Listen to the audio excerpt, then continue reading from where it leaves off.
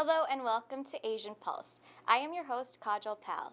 Thank you for tuning in to your informative and educational network. Happy Halloween to everyone. Halloween is an exciting time for all, especially for kids who like to dress up and go trick-or-treating. Always be mindful of where you're going and don't forget to dress appropriately for the weather and wear reflectors so that motorists can see you. Have a joyful and safe Halloween. Now we will speak with Constable Sarabjit Sadhu with Surrey RCMP on Halloween safety. Let's take a look. Hello everyone, this is Constable Sangha with Surrey RCMP. I'm the Media Relations Officers. I am going to share some safety tips with you, and this is for Halloween. So we're going to talk about a couple of things. We're going to talk about fireworks and keeping safety in mind when we're choosing our costume, and also keeping safety in mind when we are trick-or-treating. So first, talk about safety tips regarding Halloween. Trick-or-treat in groups with an adult, or you have a teenager sibling, to make sure that somebody's watching over the little kids, making sure that they're following the safety rules. And plan a route that includes well-lit streets, sidewalks, and crosswalks. So don't try to take shortcuts. For parents, ensure children have emergency contact information on them, and make sure that their costumes have reflectors, or use a costume that is light in color so that can be easily seen. Avoid face masks that could obstruct your vision.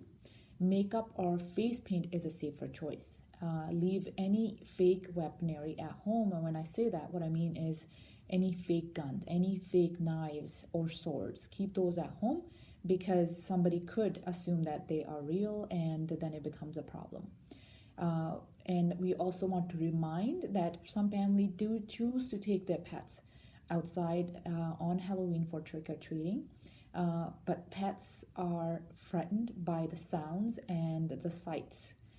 They could be scared by someone who's wearing a mask or a costume, and they could also get scared when they hear fireworks. So please keep your pets safe and keep them at home. And talking about fireworks, fireworks are not allowed or to be sold in City of Surrey.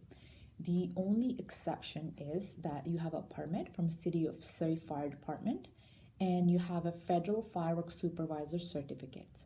So if you don't have those two things, you should not be in possession of any fireworks.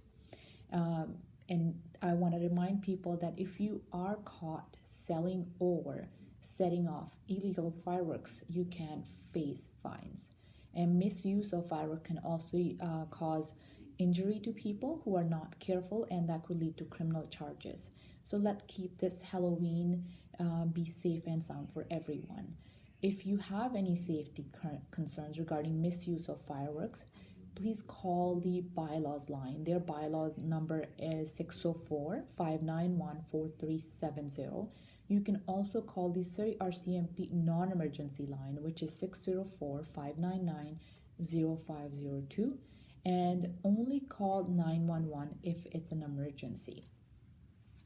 So keeping all these safety tips in mind, when we are trick-or-treating, pedestrian safety is paramount, given that it's going to get dark when kids are out there trick-or-treating. So for pedestrians, make sure that you make eye contact with the driver when you're trying to cross, even at a crosswalk, to make sure that they have seen you before you start walking on that crosswalk. And dress to be seen. So make sure you have bright colors, you have reflectors, so the drivers can see you. Always use a crosswalk, never jaywalk, because that puts your safety in jeopardy. Make sure you hear and see oncoming cars. Remove your headphones, or if you have a hoodie you're covering your head, you cannot see around you. So remove your headphones and make sure you're aware of your surroundings so you can see if there's a vehicle coming. And always look. So even when you're on a sidewalk and you are in the residential area, always look for lights on the vehicle that are in the driveway. Is somebody trying to back out?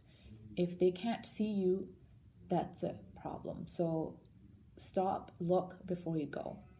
And for parents, again, teach your children say pedestrian with poster look, listen, and be seen. And pedestrian safety is also responsibility of our drivers. Please slow down and look. Make sure your lights are working at night. And when you are at a crosswalk, look left to right to make sure that there are no pedestrians crossing before you make your turn. Obey the speed limit and drive for the conditions. Thank you very much. Thank you, Constable. Here are some events you may be interested in attending. Vancouver Christmas Market is taking place from November 13th until December 24th at Jack Pole Plaza in Vancouver. Address is 1085 Canada Place. This is a free event. Christmas Craft Market is on from November 19th to the 21st at Chilliwack Heritage Park. Address is 44140 Lude-Kaku Way. This is their 47th annual Christmas market. If you are planning any community events and would like us to promote it, please send it to asianpulse@gmail.com. Thank you, Constable. Here are some events you may be interested in attending. Vancouver Christmas Market is taking place from November 13th until December 24th at Jack Pole Plaza in Vancouver. Address is 1085 Canada Place. This is a free event. Christmas Craft Market is on from November 19th to the 21st at Chilliwack Heritage Park. Address is 44140 Lude-Kaku Way. This is their 47th annual Christmas market. If you are planning any community events and would like us to promote it, please send it to asianpulse@gmail.com. Please don't forget to watch Asian Pulse Television on Wednesdays at 1:30 p.m., Thursdays at 8:30 p.m., and on Saturdays at 5:30 p.m. The Kamala Singh Show on Sundays at 5:30 p.m. and Mondays at 10 a.m., Fijian Focus on Tuesday at 10 p.m. and repeat at 4 p.m. on Sundays, Vidi Vibes on Thursday at 10 p.m. and again on Sunday at 4:30 p.m. All our shows are also aired in Alberta, and if you miss any of them, you can also watch it on the YouTube channel Kamala Singh Show. In our studio, it's my pleasure to introduce to you Jane Frost. She's been on the set for the first time, and Dolly Devi, and she has been here before promoting Dragon Boat. And as we all know, October is Breast Cancer Awareness Month, and they're here to talk about Dragon Boat, and they are here to also to talk about the book that is coming out soon. So welcome to both of you being able to come here again, and Thank you for having us Jane again. for the first time, to talk about, actually give your introduction. Talk about you first, because I know Dolly has done so many times. She has been here, and people might know already who she is. So Jane, if you can start with you to talk your own experience with breast cancer. Thank you. It's lovely to be here to see you. I was diagnosed with breast cancer in 1986, in my 30s, and after my surgery and treatment, the doctors told me that I could not lift more than 10 pounds and I was not to do any repetitive upper body exercise. Camilla, I had 3 sons, aged 5, 8, and 10, so I was carrying big gallons of milk and, pushing the vacuum cleaner and all that kind of stuff. So it did have an impact on my life. And then I heard about a project that Dr. Don McKenzie was undertaking. He's a professor at the University of British Columbia, also a physician in the sports medicine clinic. And he asked for 24 volunteers to paddle in a dragon boat. First of all, go to the gym, and then paddle in a dragon boat. And I saw that as an opportunity to regain control of my life. So we were all strangers, 24 of us. We went to the gym, something many of us had never done before, and they were very cautious with us. They measured our arms and we wore compression sleeves. And then, after 3 months at the gym, we got in the boat. And it was a scary experience. We were out on the water for an hour and a half, and they timed us. We paddled for 14 minutes on that first paddle. And we became wonderfully close friends within about 6 months, which was a miracle in itself because we were all strangers. And then we decided to encourage Don to carry on with his project, and we would support him and he would support us. So the rest, as they say, is history. We now have, from that one boat in Vancouver, over 250 teams in 30 countries and on all 6 habitable continents. My goodness. How long ago was it? When was the first time that Dragon Boat started in Vancouver? It actually started in 1986, but breast cancer dragon boating started in 1996. Okay. So we've been at this 25 years. And Amazing. I'm still paddling. Yeah. They're still paddling. Paddling. And you are so fit and so well and just like nothing, by looking at you. Nobody can even, and your children must be grown up to be 20s and 30s right now. Oh, they're 40s. 40s now. My baby just had his 40th birthday. Oh my goodness, Yes. wow. Yeah. And Dolly, how about you? As I mentioned, that I started, dragon boating in 2018. My first boat that I went out was end of 2017. I was diagnosed with cancer in 2016.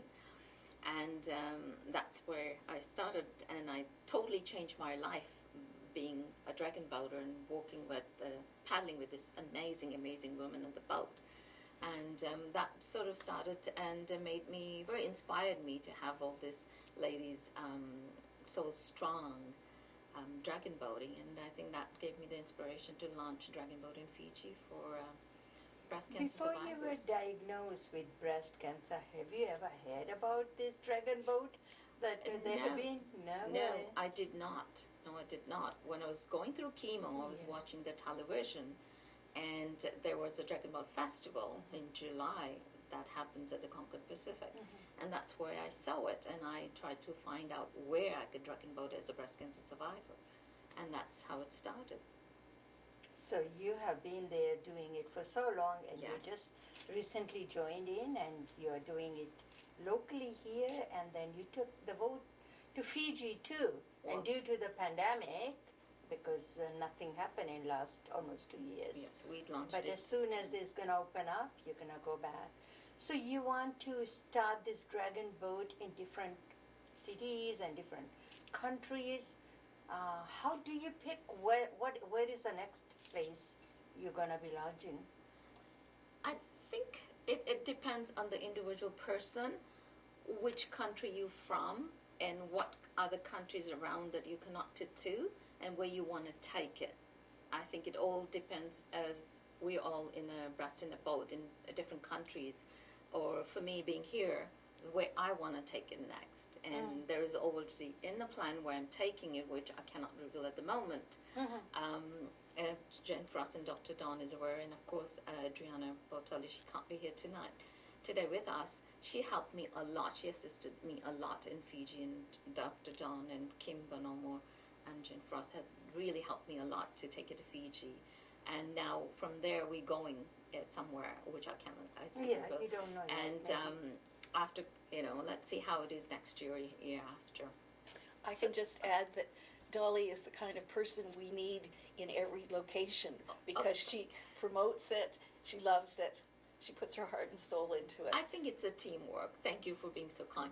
But I think it's a teamwork. They say, dream work is a teamwork. So this Yeah. is how it works. It's a team. You have to have these people that are empowering you to do things. So wherever you're gonna take this next move or go to the next country, then the whole team participates and you support each other and you go as a team. International. And then the people that are in that country, get them on board and talk about that and make awareness education. This is what it is and this is where we started. So Dr. Dawn, I heard a lot about Dr. Dawn, and like you said, that he was a doctor of Sports medicine. medicine, and he has taken upon himself to be able to start Dragon Boat, right, to the women who are survivors of breast cancer. That was amazing. That is amazing. It is amazing, and he Yeah. always laughs when he said he thinks it was a 6-month project, And when we told him, no, it's not, it's going to go much longer than 6 months. And here it is 25 years later. So is he still a practicing doctor? He's- Yeah, I met him. Yes, We you had the have. fundraising, At the so fundraiser for the Fiji. I met him for the Yes. Fiji fundraiser. He was there, very well spoken, is a true gentleman. And like when you think about breast cancer, normally or usually it's women who are diagnosed with breast cancer, but being a man who is so interested in starting up this dragon boat, I think it's amazing for a man to be taking upon himself to be able to put his energy time into it. Yes, and he had a lot of opposition when he first started. His medical colleagues said, oh, this might not be such a good idea. But he was able to prove, and went on after that first 6 months, to medically prove that exercise increases your chance of living longer by 30 to 40%. And you can imagine how much that would change a person's life. And that's what the magic and the joy of dragon boating is, because we're all in the same boat, we're all having fun, we're all laughing, and cry sometimes too. Yeah, because what we have all been through. Yes. Do you remember anybody that you started in the beginning and is no longer here with you, or? Oh yes, that first year, Shannon was one of our youngest paddlers, and we were ecstatic when we finished our first race. We were beside ourselves. We were so excited. Well, we'd taken control of our lives again, and we'd shown our families what we could do, and that we could do whatever we wanted. And about 6 months later, Shannon got sick again, and we were horrified, scared. So were our families. Then we had one of our teammates is the social worker, Kate, and she said to us, an adventure is not worth having if there is not a dragon. And so we came to the conclusion, and I quote a line from the movie Shawshank Redemption, get busy living or get busy dying. And we were going to live our fullest lives we possibly could. So there is no dragon boat, or I don't know which month normally you have dragon boat, if there was one happening, suppose in 2022? We started April? March, yes. March, yeah. And some places like Florida, they paddle all year round. Because of the weather. Because of the weather. And then people in Winnipeg and Edmonton don't even get on the water till May, if they're lucky. Yeah, all depend Where the you- climate, climate, right? And Yeah. some of the teams have been quite ingenious, and they practice in the winter in a swimming pool, sitting on the side of a pool, Yes. And paddling, yes. paddling. Yeah. Yeah, some Wow, countries, at yeah, least they do getting that. the exercise Yes, and the that you need. movement going.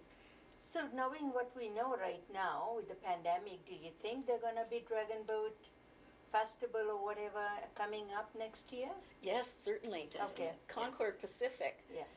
who are the hosts for this biggest dragon boat festival in North America, has agreed to have a breast cancer division at their festival. So we'll have our own races.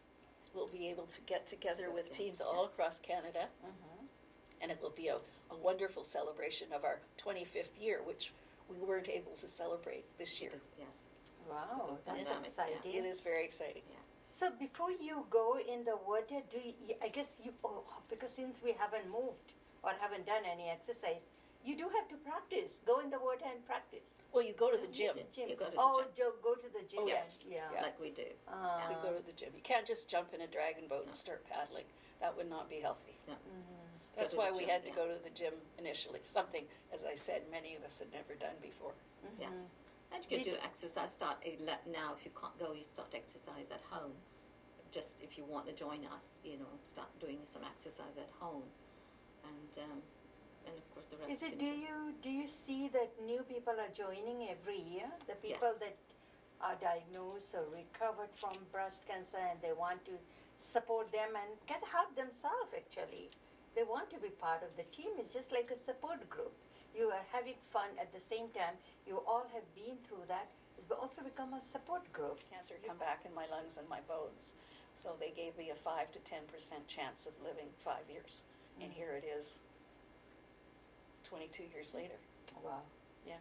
Positive attitude. Yeah, I think. And dragon boating.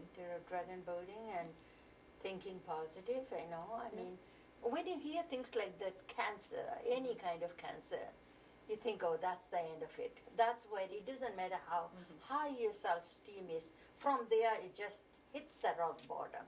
That's it. That's it.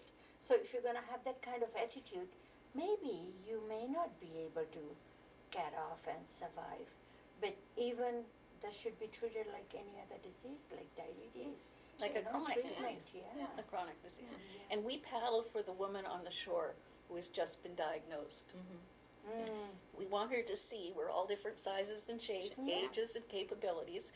We want to see her say, if they can do it, I I can can do do it. it, yes.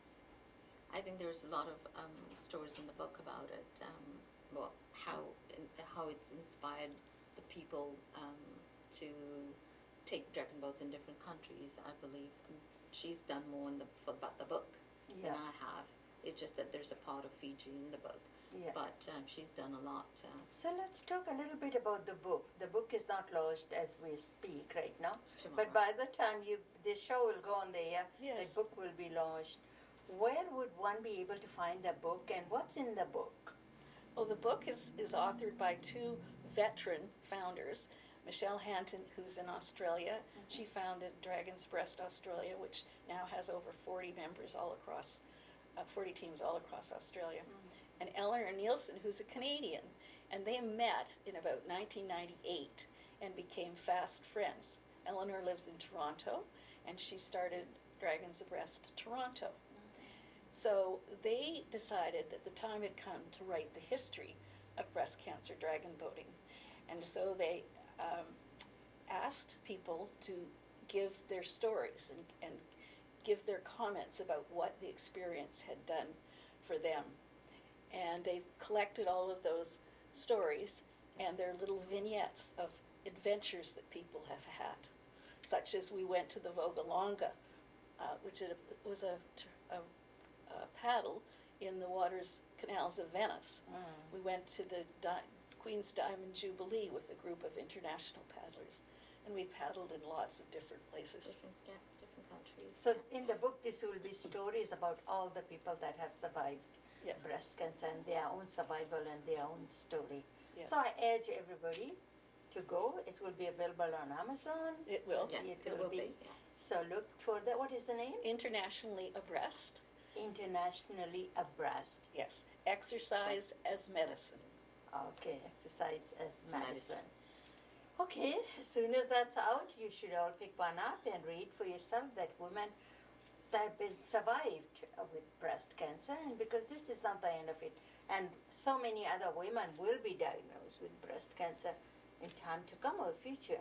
So what kind of, I'm looking at the clock as well, what kind of message you want to give it to the people who are either recently diagnosed or are living with that and they don't have no idea about where do you guys do anything like that? Where could they find some info? Well, they can go on any website for any dragon boat team, and if you But you live, have to punch in dragon boat. yes, Okay. oh yes, and then breast cancer. Breast Okay. cancer. Yeah, that's the best way to do it. And you can also go on to different sites such as the 25 Years of Paddling, which was a Facebook site for the book Book launch, yeah. launch. If you're in the Lower Mainland, you could go to Abreast in a Boat, AIAB website. That will show you where, and we have 6 crews around the Lower Mainland, and then there's about another 10 teams around British Columbia. So you just have to find the closest team to you. And Dolly, you say something in Hindi so people that can understand that. पहले तो मैं ये कहूँगी कि please examine yourself. Yeah. अगर कोई lumps or bumps हो, go and get it checked. क्योंकि there is life after cancer, and there is no, people say death sentence, ये नहीं है, death sentence नहीं है. So make sure कि you take care of yourself, go get yourself checked. ये बड़ी important है. और फिर उसके बाद कि eat healthy and exercise, वो तो most important thing. And if you get a chance to come and join dragon boating, अगर आपका lymph node निकाला गया है, तो it helps your arm very much. So you can come and join us, like Jane has mentioned the website, Hagi, for a breast in a boat, and you can come and join us. And if you get a chance, please get the book. Book will tell you a lot of stories and how it's inspired so many people. And ये ज़रूरी है कि एक तो positive attitude रखना, दूसरी है कि just take care of your health self. Thank you to both of you be able to come and educate our community on breast cancer and the treatment and Dragon Boat. Thank you. Thank you It's so a much for magical having us. adventure. Yes, It's it a is. magical adventure. Thanks. Thank you. Thank you for having us. Thank you. The book will be released and out to be purchased soon. We ran out of time. Hope you have enjoyed the show as much as I did bringing it to you. If you have any comments or suggestions, please email us at asianpulse@gmail.com. Also, if you want to sponsor this show or any of our other shows, please call us at 604-537-5123. Before I go, I will leave you with these thoughts. Appreciate where you are in your journey, even if it's not where you want to be. Every season has a purpose. The author unknown. If you have missed Asian Pulse today, you can watch it again on Thursday at 8:30 p.m. and Saturdays at 5:30 p.m. And all our shows are uploaded on the YouTube channel Asian Pulse TV. I am your host, Kajal Pal. Stay safe and take care of each other. Thanks for spending part of your date with us. Bye for now.